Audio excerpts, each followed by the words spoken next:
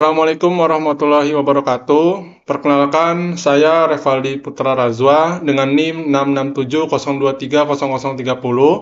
Di sini saya akan mempresentasikan hasil praktikum saya dari mata kuliah Lembaga Perwakilan dengan tujuan untuk memenuhi tugas ujian akhir semester 4. Saya menulis praktikum Lembaga Perwakilan dengan judul Strategi Komunikasi Anggota Legislatif dalam Mengedepankan Representasi Konstituen. Langsung saja, di sini ada beberapa bagian yang akan saya sampaikan. Yang pertama yaitu adalah latar belakang.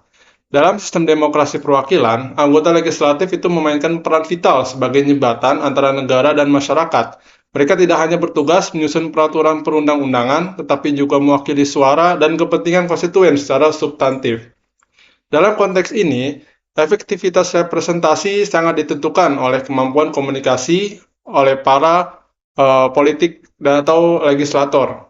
Seiring dengan perkembangan teknologi digital dan media sosial, strategi komunikasi legislatif itu mengalami transformasi yang signifikan. Namun, ada beberapa tantangan yang terdapat di dalamnya, yaitu seperti literasi politik rendah, tekanan partai politik, dan minimnya kapasitas legislator yang menghambat efektivitas komunikasi tersebut. Michael Massey menyatakan bahwa hubungan antara konstituen dan wakil rakyat itu memiliki dinamika kompleks yang perlu dipahami dalam 3 ranah representasi, yaitu yang pertama substantif, deskriptif, dan juga simbolik. Dalam iklim politik yang semakin kompleks dan arus informasi yang deras, strategi komunikasi politik itu menjadi salah satu instrumen utama untuk menjadi keseimbangan antara kepentingan partai, tuntutan konstituen, dan persepsi publik. Tidak hanya sekadar menyampaikan program atau pencapaian, komunikasi politik juga menjadi ruang bagi pertukaran ide, klarifikasi isu, dan membangun solidaritas antara wakil dan rakyat. Dalam praktiknya, masih terdapat kekurangan dalam strategi komunikasi politik.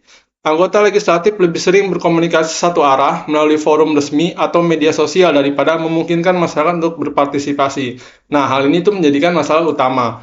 Selain itu, strategi komunikasi yang digunakan seringkali bersifat simbolik dan populis, memprioritaskan pencitraan daripada menyampaikan substansi kebijakan yang sebenarnya seringkali komunikasi ini dibuat hanya aktif menjelang pemilu dan melemah selama masa tugas. Nah, hal ini tuh menyebabkan inkonsistensi dalam representasi kemudian.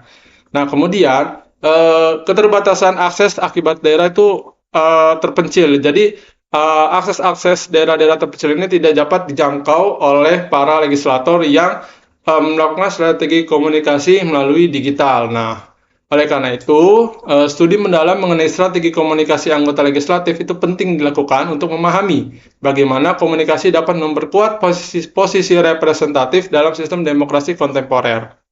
Itu tadi penjelasan dari latar belakang. Kemudian yaitu adalah penjelasan rumusan masalah, tujuan penelitian, dan manfaat penelitian. Nah, rumusan masalah itu saya menulis ada 3 rumusan masalah. Yang pertama, bagaimana strategi komunikasi yang diterapkan oleh anggota legislatif dalam mengedepankan representasi konstituen berdasarkan pendekatan teori representasi politik dari Michael Massey. Yang kedua, apa saja saluran komunikasi yang digunakan oleh anggota legislatif dalam menyampaikan program kerja pada konstituen. Yang ketiga, bagaimana konstituen ini menanggapi atau memaknai pesan yang disampaikan. Yang keempat atau yang terakhir yaitu apa peran media sosial dalam membangun representasi simbolik legislator. Nah, penelitian ini tuh bertujuan untuk memahami dan menganalisis bagaimana anggota legislatif ini membangun dan menerapkan strategi komunikasi yang efektif guna mempresentasikan aspirasi serta kepentingan konstituen mereka. Nah, kemudian untuk juga mengungkapkan bentuk saluran dan pendekatan komunikasi yang digunakan oleh anggota legislatif dalam menjembatani hubungan antara lembaga legislatif dan masyarakat. Selain itu, mengidentifikasi tantangan serta faktor-faktor yang mempengaruhi efektivitas komunikasi politik yang dilakukan sehingga dapat memberikan gambaran menyeluruh tentang upaya representasi yang dijalankan oleh para wakil rakyat dalam konteks demokrasi partisipatif. Nah, selanjutnya itu adalah manfaat. Di sini ada 2 manfaat, yaitu pertama secara empiris dan juga secara teoritis. Nah, secara empiris itu memberikan gambaran nyata tentang cara anggota legislatif berkomunikasi politik untuk memperjuangkan dan menyuarakan kepentingan konstituen. Nah, studi ini tuh dapat mengungkapkan metode, media, dan komunikasi yang digunakan untuk membangun hubungan dua arah antara legislator dan masyarakat, serta tantangan yang dihadapi dalam proses tersebut. Nah, apabila secara teoritis, penelitian ini tuh membantu mengembangkan penelitian komunikasi politik, khususnya tentang representasi politik. Nah, kemudian akan meningkatkan pemahaman kita tentang bagaimana anggota legislatif menjalankan tugas representasi dalam sistem demokrasi dengan menggunakan teori representasi Michael Mazzei. Nah, teori Mazzei ini juga membedakan jenis peran legislatif dan bagaimana mereka berinteraksi dengan konstituen. Selanjutnya itu kita menuju ke kajian pustaka. Di sini saya menggunakan teori Michael Mazzei tentang representasi politik. Jadi, menurut Mazzei itu penting untuk mempertimbangkan sejauh mana seorang wakil benar-benar mewakili rakyatnya untuk memahami representasi. Nah, di sini Mazzei menggunakan pendekatan yaitu Principal Agent Theory. Nah, ini berarti bahwa wakil adalah agen dari pemilih atau prinsipal, dan mereka juga harus bertindak berdasarkan mandat dan kepentingan pemilih yang memilih mereka. Mazzei juga menyatakan bahwa pemilih itu tidak selalu mengontrol wakil. Ia menjelaskan bahwa ada perbedaan dalam gaya representasi. Beberapa wakil itu dipilih menjadi delegate atau sesuai dengan keinginan pemilih. Nah, sementara yang lain dipilih berdasarkan trustee atau bergantung pada pendapatan pribadi untuk kepentingan terbaik konstituen. Nah, Michael Mazzei itu juga membagikan representasi politik dalam 3 kategori. Yang pertama itu representasi substantif, representasi deskriptif, dan juga representasi simbolik. Substantif ini berfokus pada tindakan legislator yang mencerminkan kepentingan konstituennya. Kemudian, representasi deskriptif ini menekankan kesamaan identitas antara legislator dan juga konstituen. Nah, sementara representasi simbolik ini berhubungan dengan bagaimana konstituen ini memaknai keberadaan legislator sebagai wakil yang sah. Nah, selanjutnya yaitu ada studi literatur. Di sini saya studi literatur ada 3 jurnal. Ketiga studi literatur yang saya gunakan sebagai acuan itu ketiganya menegaskan bahwa kemampuan untuk membangun representasi politik yang kuat dan efektif tidak hanya dipengaruhi oleh platform politik formal, tetapi juga oleh kemampuan aktor politik untuk menerapkan strategi komunikasi yang fleksibel, terbuka, dan berbasis lokal. Nah, komunikasi politik yang efektif itu dapat memperbaiki jarak antara anggota parlemen dan pemilih, meningkatkan partisipasi masyarakat, dan juga menciptakan citra politik yang positif dan abadi. Selanjutnya itu adalah konsep. Nah, konsep di sini adalah merupakan turunan dari teori Michael Mazzei. Itu ada 3, yaitu representasi politik, anggota legislatif, dan juga strategi komunikasi. Jadi, representasi politik ini dijabarkan tadi oleh teori Michael Mazzei, di mana ia membagi representasi politik ke dalam 3 kategori, yaitu substantif,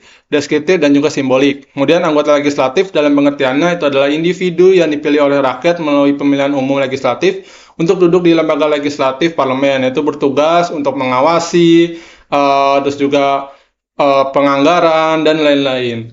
Juga terakhir itu strategi komunikasi. Strategi komunikasi adalah rencana terstruktur untuk mencapai tujuan tertentu melalui pengelolaan pesan dan interaksi dengan audiens.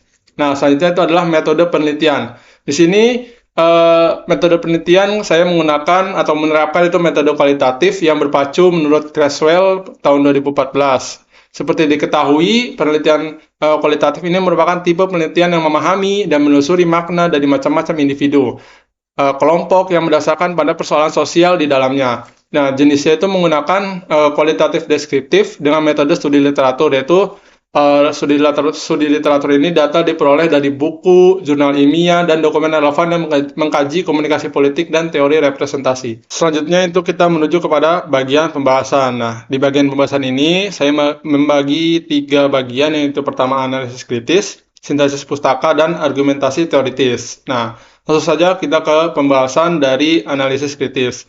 Dalam sistem demokrasi, hubungan antara anggota legislatif dan konstituen itu sangat ditentukan oleh bagaimana komunikasi politik itu dibangun dan dijalankan secara strategis. Komunikasi menjadi medium utama yang menjembatani aspirasi rakyat dengan keputusan politik. Strategi komunikasi yang dilakukan oleh anggota legislatif itu tidak hanya bertujuan untuk menyampaikan informasi, melainkan juga untuk menciptakan kedekatan emosional, membangun kepercayaan, dan menunjukkan keberpihakan terhadap kepentingan masyarakat. Dalam praktiknya, strategi komunikasi anggota legislatif ini tidak bersifat seragam, melainkan sangat kontekstual. Yakni setiap daerah pemilihan itu memiliki karakteristik sosiopolitik yang berbeda, sehingga pendekatan komunikasi pun perlu disesuaikan. Seperti halnya Indonesia yang anggota legislatifnya itu memanfaatkan dengan betul-betul media sosial. Mereka aktif membagikan kegiatan saat bekerja sebagai dewan serta aktivitas sehari-hari di luar pekerjaan. Kemudian juga dari semua teknologi yang dihadirkan untuk strategi komunikasi dan lain sebagainya, muncul adanya kritik. Nah, kritik ini itu terhadap strategi komunikasi anggota legislatif ketika komunikasi bersifat satu arah dan tidak membuka ruang dialog. Nah, ketika berkomunikasi hanya dijadikan alat propaganda atau sekadar formalitas, maka nilai representasi menjadi kabur atau menjadi hilang. Legislatif penting untuk menghindari komunikasi yang bersifat manipulatif atau top down dan sebaliknya, mendorong komunikasi yang partisipatif. Beralih ke bagian selanjutnya itu sintesis pustaka. Menurut Michael Meze dari Representatif Demokrasi, representasi itu melibatkan hubungan yang signifikan antara legislator dan masyarakat yang diwakilinya, bukan hanya proses elektoral sekedar. Mukhtar Habudin mendukung pendapat Meze dalam hal ini. Beliau mengatakan bahwa hubungan parlemen dengan konstituen Indonesia masih cenderung formal dan belum sepenuhnya membentuk pola hubungan yang signifikan. Secara keseluruhan, literatur yang digunakan menunjukkan bahwa keberhasilan representasi politik sangat bergantung pada kemampuan anggota legislatif untuk membuat strategi komunikasi yang masuk akal, menanggapi, dan sesuai dengan kebutuhan konstituen. Representasi ideal adalah yang substantif memperjuangkan kepentingan rakyat dalam ruang legislatif secara substansial dan bukan sekedar secara simbolik atau formal. Ini terakhir dari pembahasan yaitu adalah argumentasi teoritis. Dari teori Michael Meze tentang representasi politik dapat diketahui argumentasi teoritis yang menekankan bahwa sistem perwakilan muncul sebagai tanggapan terhadap ketidakmungkinan untuk menerapkan demokrasi langsung dalam masyarakat modern yang rumit dan luas. Selain itu, Meze menekankan bahwa akuntabilitas sangat penting nih dalam hubungan representasi, meskipun hal ini tidak mudah mengingat banyaknya pendapat dan kepentingan masyarakat. Legislator tuh harus membangun kepercayaan dan visi yang sama dengan konstituennya. Akuntabilitas dapat dicapai melalui kewajiban legislator untuk menjelaskan dan mempertanggungjawabkan keputusan mereka kepada publik serta sanksi politik untuk pelanggaran yang mereka buat. Oke, sampailah kita kepada bagian terakhir yaitu kesimpulan. Dari keseluruhan yang saya sampaikan, kesimpulannya itu adalah dari penjabaran teori serta uraian materi yang telah disusun atau dibahas yang sebelumnya, dapat disimpulkan ada kemungkinan bahwa sistem perwakilan politik itu berfungsi untuk menyelesaikan keterbatasan demokrasi langsung di negara modern yang kompleks. Meze berpendapat bahwa representasi politik adalah hubungan timbal balik nih antara wakil rakyat dan orang-orang yang mereka wakili. Dalam hubungan ini, wakil rakyat tidak hanya bertanggung jawab untuk membuat kebijakan, tapi juga menyampaikan keinginan, memperjuangkan kepentingan, dan bertanggung jawab secara moral dan politik kepada masyarakat yang mereka wakili. Legitimasi lembaga perwakilan sangat bergantung pada kemampuan anggota legislatif untuk melakukan fungsi representasi secara transparan, responsif, dan efektif. Hal ini tuh memungkinkan untuk mempertahankan kepercayaan publik dan memperkuat demokrasi. Oke, sampailah kita pada penghujung presentasi saya. Saya mengucapkan terima kasih banyak kepada teman-teman ataupun dosen yang telah menonton video ini. Semoga apa yang saya sampaikan, apa yang saya tulis dapat bermanfaat bagi kita semua. Dan apabila ada kekeliruan, mohon maaf karena manusia tempatnya salah. Kurang lebih mohon maaf. Wassalamualaikum warahmatullahi wabarakatuh. Sampai jumpa di video berikutnya.